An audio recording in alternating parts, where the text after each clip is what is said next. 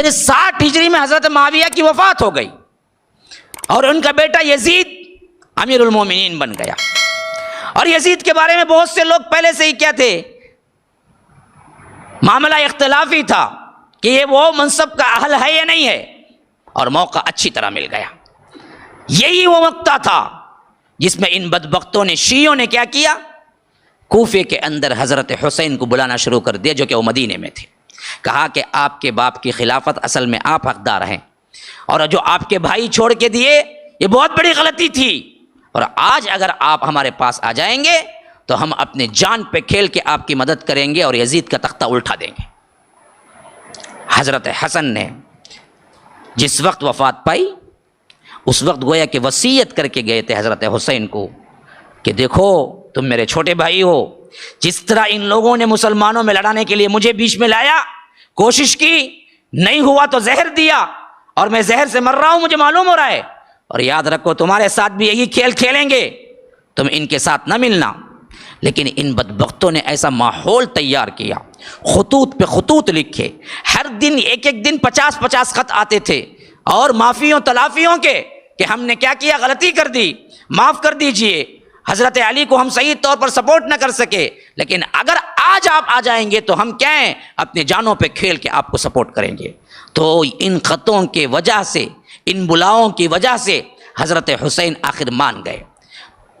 سفر اختیار کیا، مدینے سے نکلے، مکہ آئے، مکے میں اہل و عیال جتنے بھی لوگ تھے ان کو لیا، جو کہ کل 80 سے زیادہ لوگ تھے، بس بچے بھی تھے اس میں، عورتیں بھی تھی، سب تھے، لے کے نکل گئے کوفے کی طرف. راستے میں کربلا پڑتا تھا، جہاں یہ نکلے وہاں عبید اللہ ابن زیاد آیا.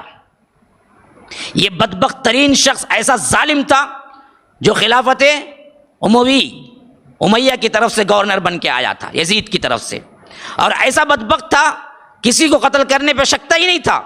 جب اس نے دیکھا کہ بہت سے لوگ حضرت حسین کو بلانے والے ہیں تو کہا کہ سب اندر آؤ. اپنے مجمع میں بلایا، منبر پہ کھڑا، کہا بہت سے گردنوں پہ لٹکے ہوئے سروں کو میں دیکھ رہا ہوں جو بوجھ کی وجہ سے اتارنا پڑ رہا ہے. وہ فصیح و بلیغ زبان بیان کرتا تھا. تو بہت سے لوگوں کو میں دیکھ رہا ہوں جن کے جسم پہ ان کا سر بڑا بوجھ لگ رہا ہے، میں اتارنا ہے ان کا. سدھر جاؤ گے تو میں تمہیں بخشوں گا، اگر پھر تم نے کوئی لیٹر لکھا یا معلوم ہوا کہ کوئی ساز باز کی ہے حضرت حسین سے تو میں اس کے خاندان کو بھی اڑا دوں گا. تو بعض مسخرے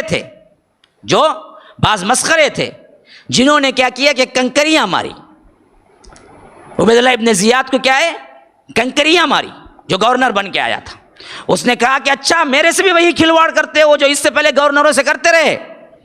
کہا کہ اپنے سپاہیوں کو حکم دیا کہ سب کے دروازے بند کرو، مسجد کے جتنے دروازے ہیں، جو اس وقت شاہی محل کی طرح بہت بڑی مسجد تھی، تو سب کے دروازے بند کروایا، اور کہا کہ آؤ ایک ایک آئے، قسم اللہ کی اٹھا کے کہے کہ میں نے کنکری نہیں ماری 3 مرتبہ، اگر ماری ہو تو مجھ پر اللہ کی لعنت ہے.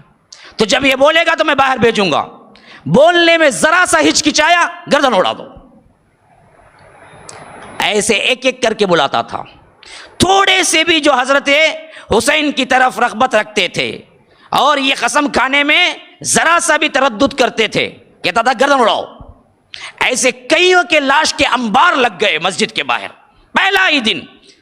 پہلا دن تھا اس کی گورنری کا. وہ تو ایسی دھاگ بیٹھی ان بدبختوں کے، جو کہ کیا ہمیشہ سے کیا تھے، بزدل تھے، یہودی تھے، جو بعد میں شیعہ بنے. تو انہوں نے پورا عبید اللہ ابن زیاد کی بات ماننے کا عہد کر لیا اور کہا کہ ہمارا سے کوئی تعلق حضرت حسین کا نہیں ہے. اور جب حضرت حسین کربلا میں پہنچے تو فوج بنا کے، انہی کی فوج بنا کے بھیجا کہ جاؤ لڑو، اگر تم سچے ہو تو جاؤ، جن کو تم نے بلایا خطوط دے کے، جاؤ انہی سے لڑ کے دکھاؤ. اب عبید اللہ ابن زیاد سے ایسے ڈرے ہوئے تھے بدبخت یہ، جنہوں نے خطوط دے کے بلایا کہ آپ آؤ ہم سپورٹ کرتے، آپ آؤ ہم سپورٹ کرتے، آپ آؤ ہم سپورٹ کرتے، وہی پورے لشکر میں دشمن بن کے حضرت حسین کے سامنے کھڑے ہوئے تھے کربلا کے میدان میں. حضرت حسین نے کہا کہ فلاں تو فلاں نہیں ہے، تو فلاں نہیں ہے، تو فلاں نہیں ہے، ٹھہر. اندر گئے خیمے میں، انبار تھا، خطوں کا انبار تھا جو ایک بالکل موٹے میں بھرا ہوا تھا. لا کے حضرت علی نے فوج کے سامنے انڈیل دیا. کہا کہ جو نام تو نے بتایا ہے، کیا ان ناموں کی سگنیچر نیچے نہیں ہے کہ بدبختو تم نے مجھے بلایا؟ کہا کہ ہم نے کوئی نہیں بلایا آپ کو، ہم تو کیا ہیں، زیاد کے وفادار ہیں. آپ یا تو اس کے ہاں چلیے یعنی تو جنگ کے لیے تیار ہو جائیے.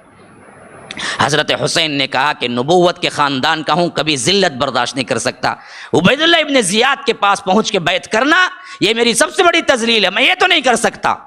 ہاں دوسرا آپشن دو، مجھے واپس جانے کو بولو، میں مکہ چلے جاتا ہوں، یا نہیں تو مجھے سیدھے یزید کے پاس پہنچا دو، میں اور یزید بات کر لیتے ہیں، یا نہیں تو کسی ساحل پہ پہنچا دو، کسی بارڈر پہ پہنچا دو اسلامی حکومت کا جہاں جنگ ہو رہی ہو، اور میں کافروں سے قتال کرتے ہوئے اللہ کے راستے میں شہید ہو جاتا ہوں.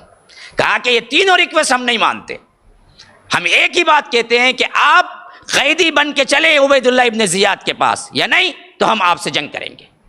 حضرت حسین نے کہا کہ یہ برداشت نہیں کر سکتا میں کہ آج کا آنے والا وہ بھی ہے جو اموی خلافت کا کیا ہے، ظالم ایک گورنر ہے، اس کے آگے میں ہاتھ بن کے کھڑا ہونا یہ میری تذلیل ہے، میں نہیں آ سکتا.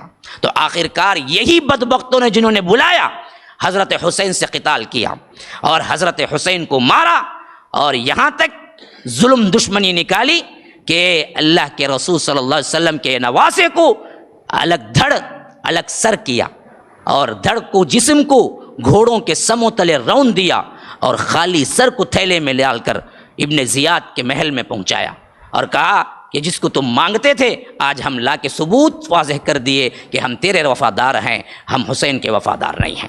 بدبخت نے روایتوں میں آتا ہے کہ حضرت حسین کے لبوں پہ چھڑی ماری عبید اللہ ابن زیاد نے، کہ اس وقت ایک صحابی موجود تھے، کھڑے ہو گئے. کہا کہ بدبخت یہ وہ ہونٹ ہیں جن کو اللہ کے رسول پیار کرتے تھے، تو اس پہ چھڑی مار رہا ہے. تو تب کہیں جا کے عبید اللہ ابن زیاد خاموش ہوا.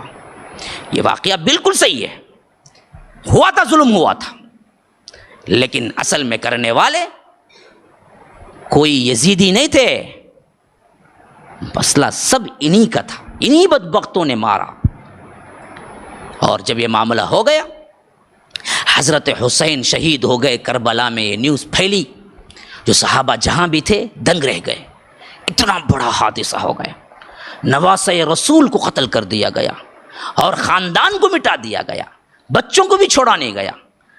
اور اس کے بعد ایک ایسا ولولہ اٹھا، ایک ایسا جذبہ اٹھا مسلمانوں میں، جو کہ یزید جو اس وقت تھا اس کے نام سے ایک طرح کی نفرت، کہ اس کے دور، حالانکہ یزید نے نہ حکم دیا تھا نہ یزید کے ایما پہ قتل ہوا تھا، یزید کو پتہ بھی نہیں تھا کیا ہوا تھا. یزید کو اس وقت پتہ چلا جب کہ خاندان کے بچے کچھ افراد سفر کرتے ہوئے جب شام پہنچے تو تب معلوم ہوا تھا حضرت حسین قتل ہو گئے. اور روایتوں میں آتا ہے کہ اس نے رویا تھا، پشیمانی کی تھی، کہا تھا کہ بدبخت عبید اللہ ابن زیاد نے میرے حکم کے بغیر یہ کام کر دیا، اگر مجھ سے پوچھا ہوتا تو میں کبھی قتل کرنے کا حکم نہ دیتا، میں مٹ کے بیٹھ کے بات کر لیتے اگر کچھ مسئلہ ہوتا. تو اس میں یزید کا اتنا بڑا ہاتھ تھا ہی نہیں، جو کہ خلافت اور تاریخ میں ہمیں لا کے بتایا گیا اہل سنت کے سامنے کہ ایسا ہو گیا کہ سب سے بڑی گالی ہمارے ہاں یزید ہو گئی. کہہ رہے تو یزید کے سرکہ ہے، بولے تو انہیں پریشان ہو جاتا، حالانکہ اس کا مسئلہ ہی نہیں تھا. وہ مسئلہ سب وہی شیعہ علیوں کا تھا جنہوں نے حضرت علی کو مروانے میں بھی ہاتھ دیا، اسی طرح حضرت حسن کو مروانے میں بھی ہاتھ دیا، اور اسی طرح حضرت حسین کے مروانے میں بھی یہی بدبخت آئے تھے، انہوں نے ہی قتل کیا تھا.